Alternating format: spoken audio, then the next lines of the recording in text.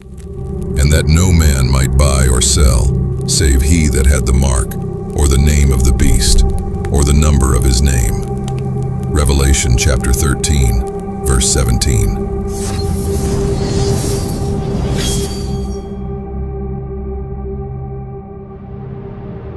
Revelation 13 presents a prophetic vision of end-time events, depicting symbolic beasts representing powers that challenge divine authority. This chapter outlines a crisis of global proportions, one that tests faith, transforms society, and calls believers to spiritual discernment and steadfastness. What we once read only in prophecy is now unfolding before our eyes. The world is changing rapidly. Nations are trembling. Economies are shaking. Energy prices are soaring. Supply chains are breaking. Fear is spreading. And the Bible already warned us this would happen. Revelation 13:17 declares, "No man might buy or sell, save he that had the mark." This is no longer just a distant prophecy. Step by step, the world is moving toward a system where buying and selling can be controlled, movement can be restricted, and personal freedoms can be tested. What is driving it all? Not just politics, not just wars, not just global conflict, but something every person depends on daily: energy, oil, food, and technology. A world in crisis. The fuel pandemic. Today, the world faces what many now call an energy crisis, a fuel pandemic. If fuel stops, everything stops. Transportation, food distribution, internet infrastructure, commerce, daily life itself. What happened during the COVID lockdowns showed the world how quickly systems can regulate travel, access, work, and daily activity during a time of crisis. The infrastructure already exists, yet the Bible described conditions like these long ago. Revelation 6:5 and 6. "And when he had opened the third seal, I heard the third beast say, 'Come and see.' And I beheld, and lo, a black horse, and he that sat on him had a pair of balances in his hand. And I heard a voice in the midst of the four beasts say, 'A measure of wheat for a penny, and 3 measures of barley for a penny. And see thou hurt not the oil and the wine.'" The black horse represents a time of spiritual darkness and physical famine under the people, after the Bishop of Rome removed the Bible hidden from the society and translating it to Latin.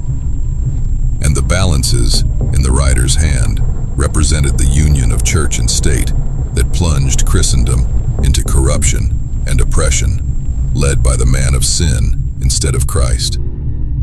The wheat and barley for a penny represents the cost of living that surged very high due to the actions of the Bishop of Rome, because the people did not know how to properly cultivate the soil for crops without the Bible, which created scarcity and high food prices. The oil and wine represent the light of truth and doctrinal authority of God's Word, which Satan was never allowed to hurt, no matter how hard he tried to extinguish the truth. Though many yielded to the apostasy of Rome, God preserved a faithful remnant who refused to bow to paganism, just as he preserved the obedient 7,000 in the days of Elijah, who refused to bow to Baal. Today, those same forces are reappearing on a global scale, setting the stage for the economic controls and no-buy, no-sell restrictions foretold in Revelation 13. When food, supply, and daily necessities are placed under centralized control, the people themselves become dependent on the system. History has revealed this principle before. During the French Revolution, the rulers controlled the economy, while the common people struggled to afford bread. Social unrest pushed an entire nation into chaos. Prices increased, food became scarce, and survival depended on a broken system controlled by those in power. But the crisis extended far beyond economy. In 1793, the National Assembly and revolutionary leaders abolished the worship of God. The Bible was rejected and burned. Human reason was exalted above divine revelation. The Age of Reason emerged as a substitute for biblical faith, teaching that human intellect and liberty should replace the authority of God and His Word. The goddess of reason was not an actual deity or statue, but a living woman chosen to symbolize liberty, reason, and the ideals of the revolution. Man became his own authority. The result was not freedom. It was confusion, violence, instability, and eventually, tyranny. The ideals of the French Revolution did not remain confined to France. As the goddess of reason and the goddess of liberty or freedom became symbols of a new age, similar imagery emerged in America. Crowning the U.S. Capitol is the Statue of Freedom, associated with the pagan female figure Columbia, while the nation's capital, Washington, D.C., literally means the District of Columbia. Coincidence? Many believe otherwise. The spirit that drove the French Revolution has not disappeared. The worldwide dissemination of the same teachings that led to the French Revolution, all are tending to involve the whole world in a struggle similar to that which convulsed France. History will repeat itself, but this time, the crisis will be worldwide, as written in Ecclesiastes 3:15. That which hath been is now, and that which is to be hath already been, and God requireth that which is past. Because prophecy does not only tell the future, it shows patterns from the past. Fear leads to panic. Panic leads to government intervention. Intervention leads to control, and control eventually leads to enforcement. This is the prophetic pattern. History warns us what happens when societies reject truth and place trust only in human systems. But this time, the system is far more advanced. Digital monitoring, online dependence, global connectivity, artificial intelligence, and economic tracking. Never before has humanity possessed such powerful tools for centralized control. The final crisis will not begin as a debate about religion. It will begin as a crisis of survival. Will you stand when everything collapses? When food becomes scarce? When fuel is limited? When economies fail? And when religious freedom is suppressed? Many will be tempted to compromise principle for comfort and security. The Book of Revelation warns that a time is coming when economic restrictions will be used to enforce allegiance. The issue will ultimately become one of worship, loyalty, and obedience to God. Yet in the middle of crisis, God gives hope.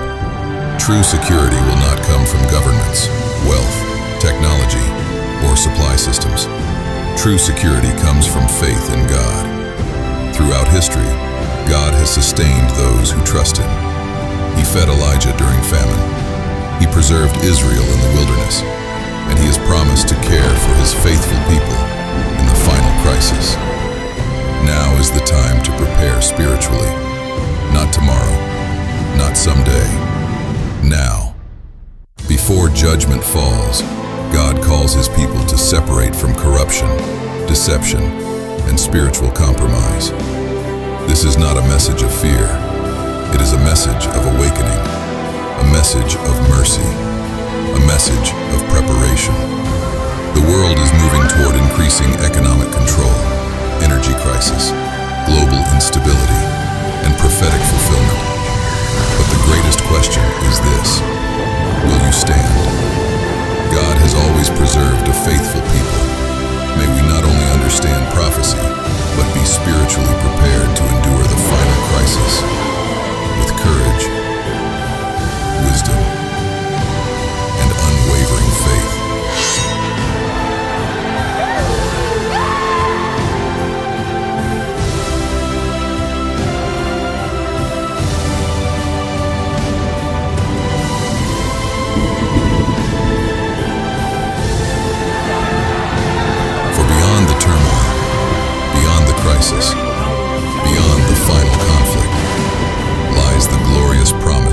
Christ's kingdom, where suffering ends, righteousness reigns, and the redeemed walk with God forever in the new heavens and the new earth.